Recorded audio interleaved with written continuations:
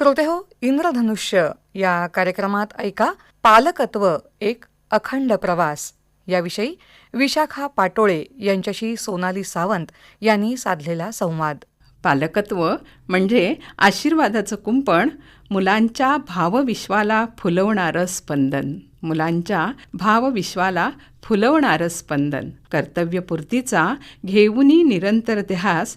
पालकत्व म्हणजे एक आनंददायी अखंड प्रवास. 15 ऑगस्ट रोजी सकाळी 9:30 वाजता अवश्य ऐका तुमच्या आवडत्या आकाशवाणीच्या रत्नागिरी केंद्रावर. कार्यक्रमाचे सादरकर्ते आहेत विवेक वानखडे.